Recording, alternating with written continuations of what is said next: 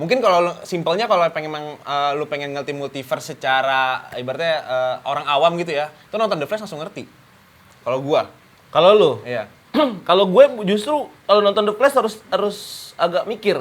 Agak mikir malah ya. Kemarin Across the Spider-Verse. Across the Spider-Verse. Muncul lagi tuh kata-kata, ini baru the real multiverse of madness. Iya lagi. Tiba-tiba muncul The Flash. Iya, The Flash. Muncul Ini- lagi tuh kata-kata, ini baru the real of jadi lu paham nggak? Jadi itu jadi kayak standar bawah gitu loh. Iya, Standar iya. bawah kalau multiverse of madness, tapi nggak madness amat sebenarnya. Marvel. CGI-nya menurut gua masih banyak yang bisa termaafkan dibanding The Flash. Oke guys, balik lagi di Breakdown Bros Podcast episode 70. It's nothing but movies barengan sama gue Nika. Dan sekarang kita akan ngomongin tentang film yang lagi hype di tahun 2023, khususnya dari segi konsep multiverse barengan sama Rian Breakdown Channel Universe. Yoi. Hai. Rian udah lama tidak bertemu. Iya, akhirnya gue diundang sini. Gue pikir gue udah nggak diundang gitu ya. Padahal sering banget ketemu kita. Kenapa gue ngundang lu? Karena ada maksudnya. Karena maksudnya hari apa ini tuh? tuh gue pengen ngomongin tentang film yang berkaitan dengan lu banget lah pokoknya. Oh iya. Tentang The Flash yang Oke. baru saja tayang di bioskop dan udah banyak reviewnya ya yang udah bertebaran. Tapi sebelum itu, kali ini kan tentang konsep multiverse ya yang lagi hype ya sekarang ya Yeah. di tahun 2023. Udah gitu gue pengen nanya ke lu tuh tentang konsep multiverse di 3 tahun belakangan. Gue pengen lu nge-ranking film yang berkonsep multiverse 3 tahun belakangan ini. Ada Everything Everywhere All at Once. Oh, ada iya. Doctor Strange in the Multiverse of Madness. Yeah. Ada Spider-Man. Spider-Man No Way Home, Across the Spider-Verse, sama yang terbaru The Flash. The Gue Flash. pengen ranking tuh dari 1 sampai 5. Menurut lu yang bagus mana, yang paling bawah yang mana? Yang paling bagus udah pasti ya si Everything Everywhere All at Once. Iya dong. Maksudnya kayak itu lu gak udah nggak bisa ngebantah, bukan karena dia dapat penghargaan, tapi memang bagus aja gitu. Filmnya datang out of nowhere gitu kan, orang lagi gila-gila multiverse di sebelah ini Iya, gitu iya. kan, tiba-tiba dia out of nowhere datang dan ternyata anjir gitu kan, Wah, dan gila.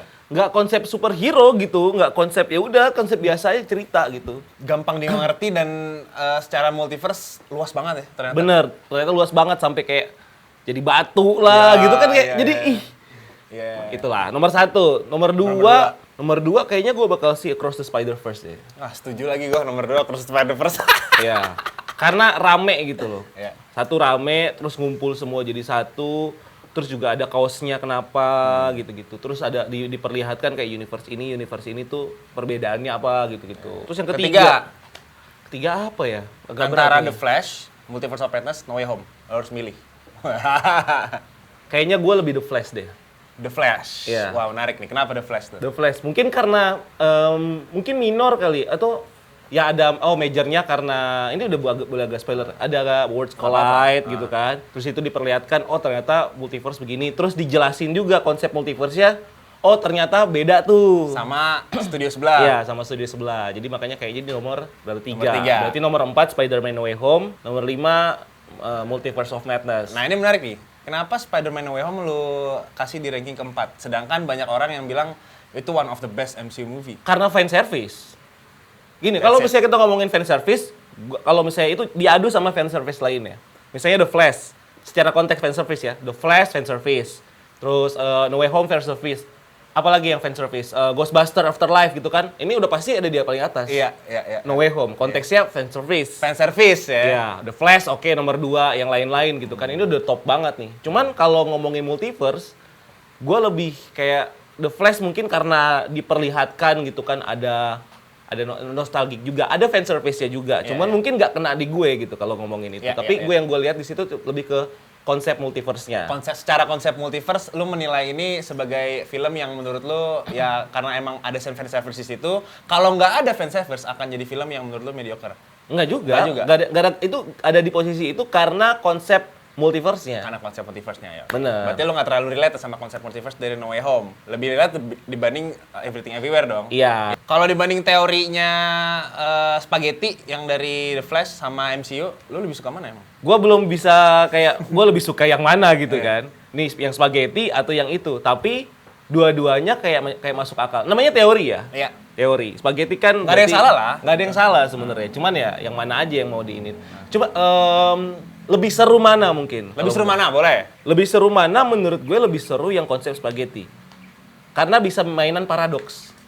Oh iya benar. Iya. Bisa mainan paradoks. Iya. Jadi ibarat kata Berputar-putar berputar-putar gitu aja. Sedangkan kalau misalnya pakai konsepnya MCU yang terpecah-pecah, cabang-cabang itu. nggak bisa bikin paradoks gitu kan? Karena ketika lu bikin sesuatu dulu time travel, bikin sesuatu yang beda, mecah gitu Jadi kan? mecah. Yang ini nggak terjadi apa-apa, jadi nggak ada paradoks. Iya, gue setuju. Sedangkan kalau The Flash di filmnya aja udah dibikin paradoks gitu kan? Iya.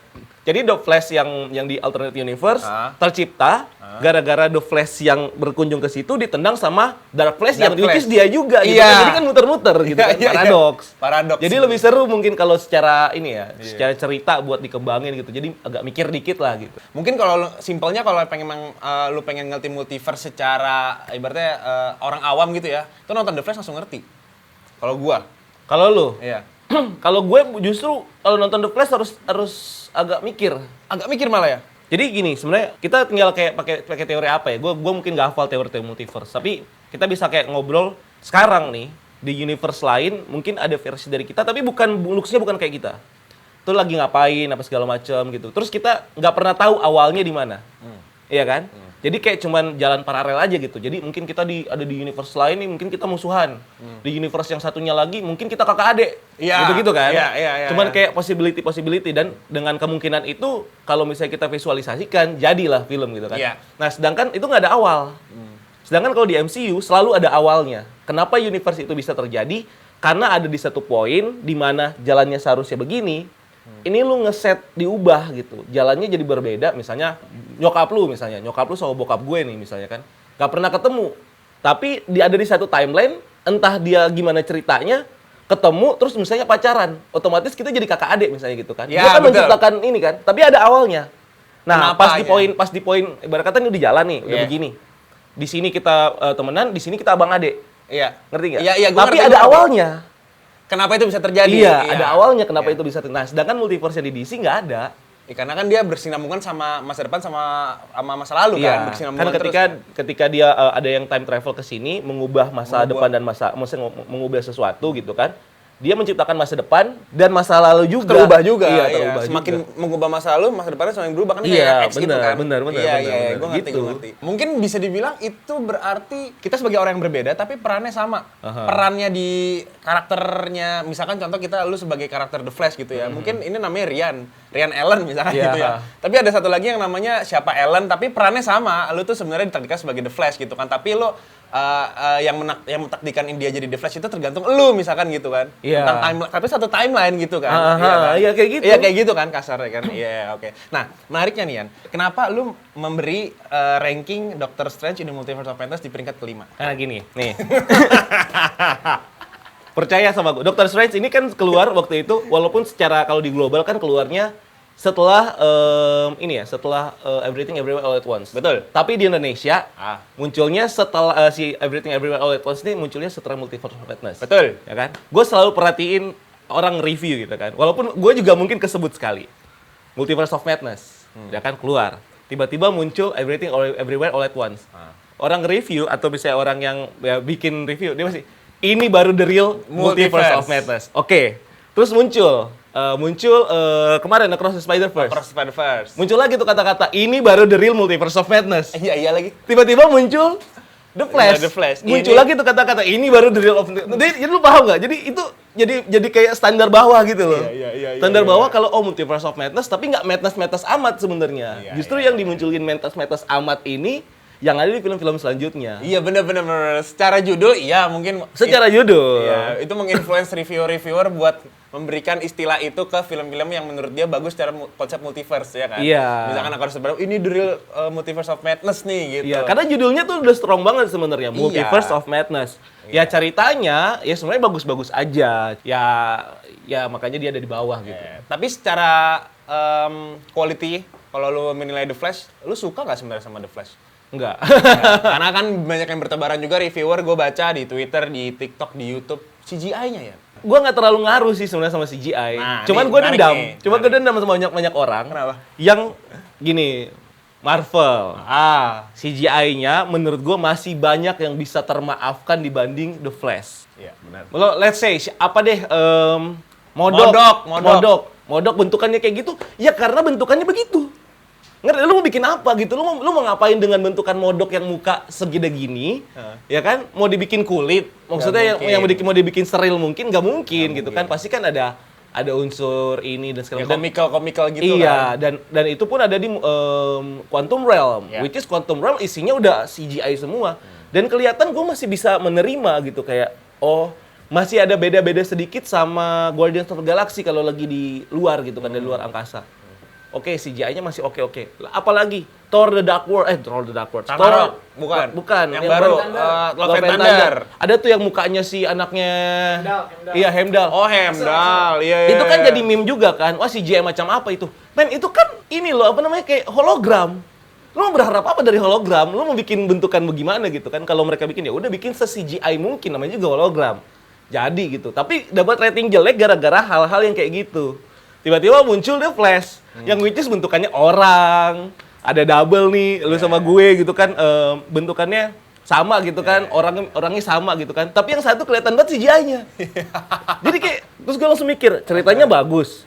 Ini kalau misalnya ratingnya nggak jelek, coba kalau misalnya ratingnya bagus dan dilupakan soal CGI, gue bilang orang-orang ya nggak adil gitu loh. Iya, nggak fair lah ya. Iya, munafik gitu kan. Karena gue sebenarnya CGI dari zaman kapan gitu kan, oh ya udah bentukan gitu. Nggak ngaruh lah sebenarnya CGI itu. Iya, nggak, maksudnya kalau dari segi lu mereview sebuah film ya CGI ya paling berapa persen? Salah satu aspeknya Salah iya. satu aspek iya. Apalagi kan ini film superhero yang dimana orang bisa melihat dunia imajinasi gitu, yang kalau dunia imajinasi itu direalisasikan sama CGI, orang berharapnya serealistis mungkin. Bener. Iya kan? Walaupun komparasinya kan banyak. Orang bilang, oh film yang lain juga bisa. Avatar, The Way of Water, bening banget tuh. Kagak ada kerasa. Padahal udah karakter CGI tapi bening banget. Iya. Ya, Jangan beda. bedakan itu Iya. sama filmnya James Cameron dulu lah ya. Iya, Jadi kita budget bahas, juga sih. Iya. Film superhero dulu aja lah. Kita kan bahas tentang The Flash nih. Misalkan kan orang-orang yang fanatik sama The Flash kan juga ngikutin semesta MCU atau semesta lainnya gitu, yang udah biasa ngelihat CGI bagus lah kalau misalkan di film sebelumnya. Terus ada The Flash terus dinilai jelek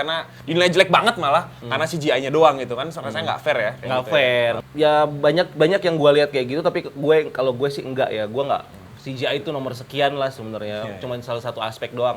Ya gue nge-review ada tulisannya tuh gue, si editing ya, mungkin bagian dari editing adalah CGI, itu 6,5. Tapi yang lain 8, 9 ya, ujung-ujungnya jadi, gue lupa tuh berapa itu overall. Jadi Tapi kalau secara cerita kualitasnya bagus, gue suka. lu suka The Flash? Gue suka bagus. Walaupun sebenarnya banyak yang lebih ke fans sih. Fans tuh ngerasa waktu di Batman Keaton sama si Kara nih, itu dibunuh berulang-ulang jadi kayak nggak ada harga dirinya gitu.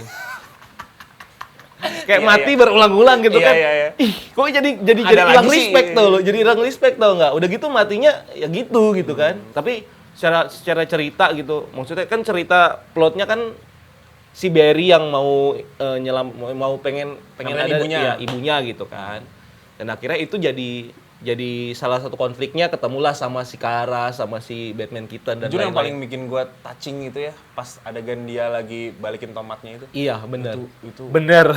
itu sih yang menurut gua jadi adegan yang paling kuat di The Flash itu ya. Benar, Untuk benar, bisa benar. relate sama penonton. Wah, Benar. gila. Itu kalau udah ngomongin tentang ibu sih, The Iya, Flash juara iya, sih. benar. Juara banget. Benar. Tapi lu setuju? Terlepas dari kualitasnya yang banyak pro and kontra, CGI segala macam, bahkan ceritanya, konsep chronobol segala macam, gue pengen nanya tentang hal-hal di luar film. Beredar kabar bahwa Ezra Miller kena kecam mana-mana, padahal acting dia bagus, misalkan gitu. Nah, lu sendiri ngeliat Ezra Miller di The Flash, itu maksimal nggak actingnya? Maksimal banget. Setuju gue. Keren banget dia di situ. Iya. Udah, maksudnya gue jadi gak, nih kalau sampai dia dilepas, cuma gara-gara kasusnya dia, sayang banget sih. Yang nyangkut kalau kita ngelihat kasus-kasus yang lain lah, misalnya contoh si Jonathan Majors yang di sebelah Ya, gitu kan, benar. yang sekarang actingnya bagus gitu. Bagus. Keren dia ngebawain karakternya, kayak udah kebayang tuh ke depannya bakal gimana. Ezra juga kayak gitu, bakal kayak gimana. Bahkan yang baru-baru ini si siapa, Tony Huerta ya? Teno Huerta Iya, kena sama kena juga gitu kan. Padahal namornya keren gitu kan. Ya mendingan gini deh, maksudnya kalau soal urusan hukum dia atau urusan dia apa segala macam, memang studio tuh butuh ini ya, butuh apa namanya? Butuh menjaga reputasi. ya reputasi gitu-gitu. Cuman kayaknya nggak sebanyak itu juga sih orang yang cancel gara-gara orangnya bikin kelakuan Tapi apa kalau gitu. Ezra mungkin nggak cuman ya, karena Dia banyak. dia agak banyak sih, agak Kayak banyak. Ezra nggak cuman tapi tuh ya. tapi ya mungkin buat beberapa orang yang ngefans pasti langsung kayak gua udah cancel lah. Mungkin salah satunya kenapa si The Flash ini agak turun performance-nya. gara-gara Karena itu. ya. Karena si aktor Ezra Miller ini tuh bisa potensi menang festival-festival besar tau. Gue ngeliat Harusnya. ada potensi di situ. Harusnya. Seorang kayak Ezra Miller gitu ya, maksudnya Iya. yang punya mimik wajah yang bisa jadi karakter yang psycho, terus intimidatif, tapi Bener, masih bener. bisa jadi karakter yang ceria, fun. Padahal dia dalamnya tuh banyak bekas luka gitu ya. Gue ngeliat Ezra Miller tuh aktor festival lah kasarnya Iya, gitu. bener, Bukan bener, aktor yang bener. gue ngeliat kayak Chris Hemsworth atau Chris Evans yang kita emang ini emang blockbuster films gitu. Iya. Tapi memang mungkin kebanyakan gue nggak tahu ini mungkin judgmental atau gimana, tapi gue nggak bermaksud untuk judgmental. Tapi kalau aktor yang sekelasnya udah festival kayak Ezra Miller, bahkan gue bisa bilang kayak Heath Ledger lah, itu kayak punya penyakit gitu ya, punya masalah psikis gitu. Karena Iya. dia terlalu mendalami atau emang seniman banget lah kasar katanya gitu. Mungkin karena itu kali ya. Mungkin. Jadi Ya, dia impulsif gitu. tapi ya nggak tahu ya studionya berani atau enggak gitu kan. Ya. Harusnya tuh tugasnya agennya dia sih. Agennya dia tuh yang harus nge-cover gimana caranya ngejagain dia. Maksudnya nyadarin lah gitu, lu lagi butuh ini, lu lagi mau ini lo segala macam. Karena kan kalau mau masuk Oscar kan dia nggak bisa masuk, nggak ada SKCK. Oh iya bener ya. Kayak Will Smith. Iya, nggak ada SKCK dia, wah tidak berkelakuan baik dia. Nggak ada surat kelakuan baik nih. Bikin SKCK di polisi ribet Iya. ya. Wah, kamu kasus, nggak Ente bisa nih kasus keluar nih. Nggak cuma satu, ente kemarin ngapain? Kata Ezra Iya, bilang, anjir gue bingung udah ngapain Ya, lagi padahal ya." performa gue bagus, tapi nggak bisa keluar surat kelakuan baik gitu kan, jadi percuma aja gitu. Tapi orang-orang sekarang juga excitednya sama DC Universe James Gunn setelah nonton The Flash. Iya, malah lebih excited lagi. Gitu. Jadi seakan-akan ntar akan ada sesuatu yang baru lah yang dibawain sama James Gunn. Lu sendiri sama DC Universe James Gunn, tanggapan lu kayak gimana ya? Sebenarnya excited, cuman gue juga masih belum terlalu secara secara nama, reputasi, track record, James Gunn udahlah kita nggak usah bilang gitu kan, apalagi Walaupun dia ada kasus dia di Twitter ya. Iya, ya itu kan dulu ya. Itu dulu lah ya. Dulu lah ya. Itu biasa sih warga Ya, Twitter tuh kalau ke cancel, SJW terus scroll ke bawah tuh, cari tuh di mana nih letak kesalahannya dia nih. Kayak kasus Ardito. Iya, emang begitu kan? Iya. Banyak lah. Itu bukan cuma di Indonesia, di luar juga. Secara reputasi, portfolio segala macam keren lah. Iya. Sebenarnya. Cuman permasalahan kedua adalah dia masih di Warner Bros. Iya juga. Which is Warner Bros. Kita nggak tahu dia bakal sekeras apa gitu untuk nge-fight idenya dia di sana, atau dia dikasih ruang seluas apa untuk idenya dia. Tapi kayaknya sih dengan si DC atau Warner Bros memilih dia untuk jadi co-CEO gitu kan, itu pasti kan udah yakin, udah ngasih porsi yang sangat besar untuk lu apain deh, terserah deh. Karena udah desperate kan, mereka habis duit gitu kan. Apalagi ini nih, The Flash. Iya. Performance-nya kacau banget semua. Kacau. Kayak nggak ada, bokс office-nya jelek banget. Ya kan pasti tambah sakit kepala tuh mereka tuh. Ya mudah-mudahan Ada-ada aja ya, soalnya mudah-mudahan kebutuhan duit itu nggak lagi nanti ngebatasin si James Gunn. Iya. Ntar tiba-tiba ada James Gunn cut. Waduh, Kalau sama sampai udah aja. ada omongan James Gunn cut, udah. Berarti ada masalah tuh di balik produksi film Iya. itu. Mau siapapun yang ada di situ, mau Kevin Feige yang ada di situ sekalipun gitu kan, nggak bakal jadi. Iya benar. Karena susah. Project yang paling lu tunggu-tunggu dari James Gunn universe-nya apa? Lu Brave and the Bold? Brave and the Bold. Itu gua yang mau sutradarain si ini loh, Andy Muschietti. Iya, ini Muschietti, The Flash ya? Iya, yang which is Yang lagi makan bagus hotdog gitu. kemarin Iya. Itu lagi Cameo-nya itu ada yang- lagi ada cameo-nya. Brave and the Bold oke lah sebenarnya. Cuma Superman Legacy sih. Gue nggak tahu mau diapain nih sama si Superman Kayaknya itu sama project dia. besarnya si James Gunn yang paling ditunggu-tunggu juga tuh sama Iya. dia. Dia Dan sempat tangannya James Gunn juga kan. bilang. Iya, tangannya dia juga ya. Penasaran mau diapain nih sama dia dengan gayanya dia. Apakah bakal pakai unsur-unsur playlist musicalnya dia kah atau gimana? Ya kan? Iya. Jet. Iya. Jet. Kayak GTG. Atau kayak GTG anjir. Kayak apa namanya? Siapa sih? Si yang Rocket, kuning siapa? Ada Marlock, Marlock. ya kan? Yang dia lagi terbang gitu. Oh, Lagunya. iya. Apa sih gue lupa. Ding gitu kan? Iya logo cowboy logo. Iya. Nah, itu yang gue suka dari James Gunn ya. Maksudnya dia kan dia awalnya dia musisi ya, dia juga bermusik gitu kan. Dia tahu mana lagu yang cocok sama adegan tertentu gitu. Apalagi di GOTG kan gue terhibur banget. Openingnya aja langsung lagu Creep, gue suka banget sama Radiohead. Anjrit, gue bilang nih. Udah gitu itu lagu Creep yang dibawain sama Tom York pas lagi live lagi. Iya, benar. Dia nggak pakai original record musiknya. Dia Pakai yang live lagi yang live ini Iya. kan. Berarti itu kan ada sesuatu hal yang menurut dia spesial gitu dari musik ya. Iya, Dia ngebawain sesuatu yang baru, warna baru. Kalau adegan, terus ditambah musik seleranya dia itu bisa jadi sesuatu yang bisa kita inget terus gitu. Iya. James Gunn Berarti tuh kan ada yang bagus ada di gitu. kepalanya dia kan pasti kalau lagi ngebayangin ini langsung musiknya gimana kan? Iya bener, gue Wah, setuju. ini kalau lagi gini, wah musiknya pakai ini nih. Oh, Kan yang ini- ada di kepala orang begitu pasti, apalagi kalau yang real sama musik. Beda kalau mungkin orang enggak gitu kan. Oh, yang ada di gini mungkin lokasinya yang ada Itu di Wes Anderson itu biasanya. Iya, lokasinya gini. Iya. Lokasi warnanya ntar gua Warnanya gitu. gini ya. Iya gitu kan. Tapi kalau James Gunn, ya walaupun kita nggak tahu apakah bakal selamanya gaya, katakan itu jadi signature lah, gitu kan. Signature dia, which is yang di Peacemaker juga kejadiannya juga sama kan. Series tapi banyak juga playlist yang dimasukin. Tapi gue penasaran harapan lo atau kira-kira nanti The Flash yang si versi Ezra Miller ini bakal seperti apa sih? Ya kalau harapan sebenarnya lanjut dianya ya. Panjang gitu kan, karena secara apa ya, kelanjutan dari cerita yang nantinya bakal di reset sama si siapa James Gunn tuh kan. Kita kan masih belum tahu nih universe mana. Yang pasti di universe itulah si Ezra Miller nanti yang bakal kayak capek mencari, kan sekarang posisinya nyasar nih dia nih. Si Barry Allen nyasar nih. Nyasar kemana nggak tahu. Iya tuh nggak kan. tahu tuh, dia tiap kali ketemu ya kan, ketemu sama ini Batman-nya beda, ketemu sama ini Batman-nya beda gitu kan. Nah ini belum ketemu nih, dia akhirnya bakal stay-nya di universe mana gitu kan. Ya mungkin di universe dimana ketika dia ngelihat si siapa? Jason Momoa. Jason Momoa. Dia ngelihat Jason Momoa gitu kan sebagai Aquaman, nggak taunya bukan. Gue pikir lu Aquaman, nggak taunya Lobo. Nah, berarti itu ada di universe baru tuh, Nah, ya kan? Di universe-nya James Gunn ini ya kan kita nggak tahu nih mau di set di mana. Itu yang nantinya nggak bakal multiverse lagi lah. Tapi seru capek. tahu ya ngomongin tentang multiverse. Waktu itu gue ngobrol sama teman gue tuh sampai malam ngobrol tentang multiverse doang. Setelah gue nonton Everything Everywhere All at Once. Jadi kayak gue membuat diri gue tuh punya hasrat untuk percaya gitu loh, kayak sebenarnya konsep multiverse nih ada masuk akal juga loh, kan ada reinkarnasi segala macam. Jadi kita kemana-mana tuh ngobrolnya Iya, seru. iya. Sebenarnya seru ngobrolin tentang multiverse ini gitu. Pasti jam-jam 1, jam 2 gitu. Iya, ya. iya. Biasanya ngobrolan cowok Iya, gitu ya. iya, pertama betul. bola Gini. paling ya, terus ngobrolin, besok mau ngapain, gitu liburan. Habis itu kalau di jam 1 udah ngobrolinnya konspirasi, multiverse. Semesta ini tuh gimana? semesta. gitu. Lo kayak lo punya kuasa gitu tau gak sih? Lo punya duit, gue punya garpit tau gak sih lo di TikTok Iya, iya. ada abang-abangan semester 12 yang kagak lulus-lulus. Iya.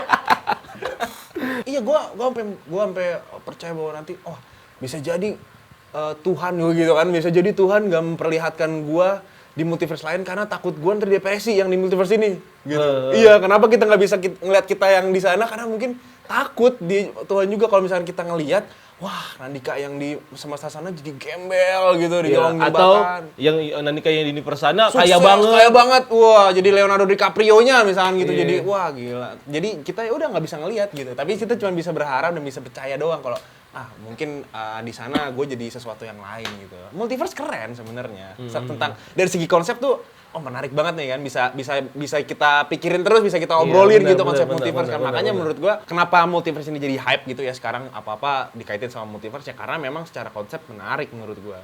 Iya. Gitu. Walaupun emang luas banget ya, kita kalau Everything Everywhere kan ekstrim banget tuh, sampai batu, sampai apa gitu kan. Sampai dia ada, wah itu keren banget editingnya dia tuh yang satu frame tapi banyak gitu. Iya. Itu yang paling ikonik sih di filmnya sih. Gila, itu berapa hari itu ngeditnya gue gak tau dah. Ngerit 1 hari itu bisa dapat cuma 5 scene. Iya.